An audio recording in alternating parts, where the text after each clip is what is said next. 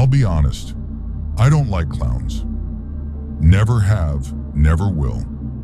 Something about the painted-on smiles, the oversized shoes, and the fact that they always seem just a little too happy. But this clown, Pennywise, he caught my attention and never let go. Welcome back to the Shadow Screen, where we dissect the darkest corners of horror cinema. Today we're sinking our teeth into Stephen King's It, a movie that took the horror world by storm, shattering box office records and proving once again that Stephen King's nightmares translate terrifyingly well to the big screen. So, what made It so successful? Why did audiences flock to see a movie about a shape-shifting clown preying on kids? And most importantly, what really lurks beneath the streets of Derry, Maine? Stick around, because there's more to It than meets the eye. In 2017, It became the highest-grossing horror movie ever at the time, surpassing The Exorcist.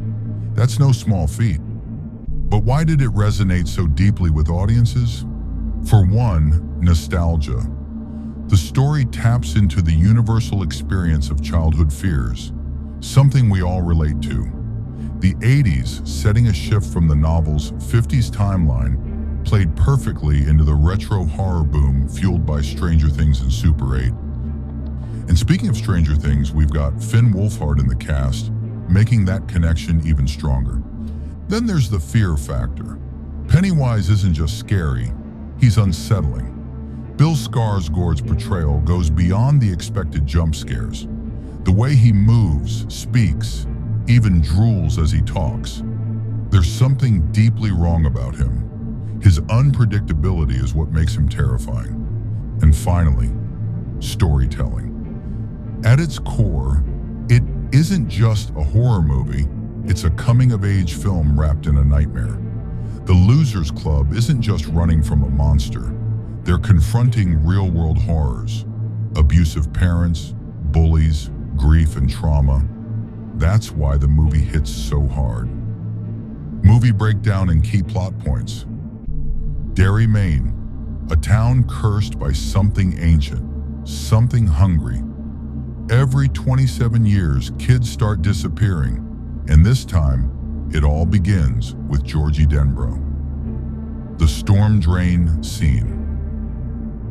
It's raining, a little yellow raincoat, a paper boat floating down the street, then a storm drain, and a voice in the dark. This scene is perfectly executed horror. Georgie meets Pennywise, who's waiting in the drain, eyes gleaming, voice playful. The way Skarsgård's expression drops mid-sentence, chilling. One moment he's smiling, the next his eyes are dead. Then, chomp. Georgie is dragged into the darkness, leaving only blood swirling in the rain. The Losers Club and their nightmares. Bill, still mourning his brother, refuses to believe Georgie is just missing.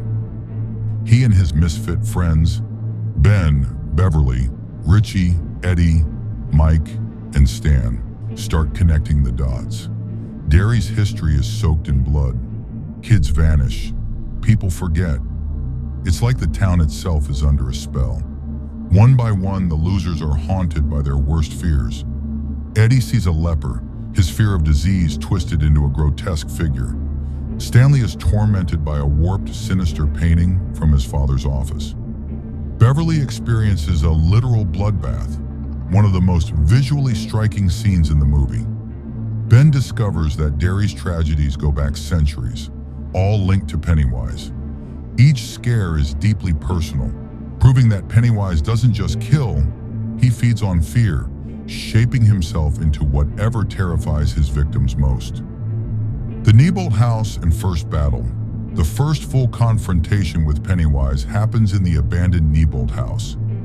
This is where we see it in full brutal form, cornering Eddie, twisting into nightmarish shapes, and showing the losers just how real their fears are.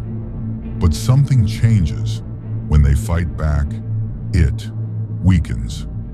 Fear gives him power. Courage takes it away. Their combined strength allows them to conquer their fears, rendering them powerless against Pennywise. Deprived of their fear to feed on, Pennywise is weakened. Their newfound belief in themselves becomes their most potent weapon. Escaping into the well, Pennywise utters the word fear, causing Pennywise to disintegrate and vanish into the abyss. However, this isn't the end. The Losers Club, in a final act of defiance, takes a blood oath to return should Pennywise ever reappear. This sets the stage for their adult confrontation. Beverly foreshadows this by envisioning their adult selves facing Pennywise in the sewer lair, a vision that comes to pass in Chapter 2. Drifting apart as adults, the losers gradually forget their childhood ordeal and the power of their bond. Yet 27 years later, Pennywise resurfaces, forcing Mike, the sole remaining resident of Derry, to reunite the scattered friends. He reminds them of their pact and the strength they once possessed.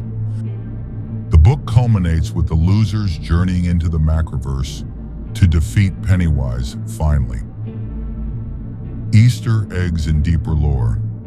Alright, let's talk hidden details, because it is packed with them. The Turtle Connection. Stephen King's Dark Tower universe connects multiple stories, including It. There's a cosmic being named Maturin, a giant turtle who opposes Pennywise. In the movie, we get subtle nods, like the Lego turtle in Georgie's room. Coincidence? I think not. Pennywise in the background. Throughout the film, Pennywise appears subtly in the background long before the characters see him. Keep an eye out during the projector scene, the library, and even graffiti around Derry. The Tim Curry nod.